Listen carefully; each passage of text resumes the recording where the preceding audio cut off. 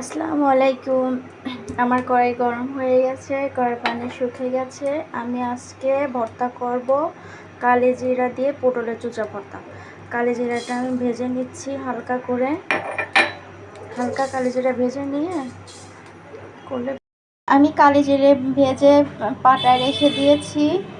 গরম তেলে পেঁয়াজ, রসুন, পটলের চোচা, এক মরিচ, কাঁচা মরিচ একসাথে করে মিক্স করে ধুয়ে পরিষ্কার করে নিয়েছি। এবার আমি তেলে ভেজে নেব এটা।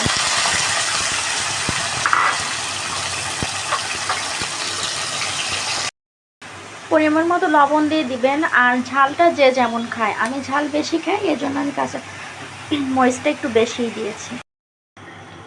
পটলের চোচা ভাজা শেষ হয়ে আসছে। আমি কালি জিরাটা এখন আগে আলাদা করে পিষে নেব, একটু লবণ দিয়ে নেব, পিষাটা তাড়াতাড়ি হবে এই কারণে। কালি জিরাটা আমি পিষে নিচ্ছি এভাবে। আমার কালি জিরে দিয়ে পটলের চুচা ভর্তা করা কমপ্লিট হয়ে গেছে। আর পটলের চুচা আর কালি জিরে ভর্তা পাটায় বেটে, যদি পাটায় ভাত মাখিয়ে না খাওয়া যায় তাহলে তার স্বাদই বোঝা যায় না।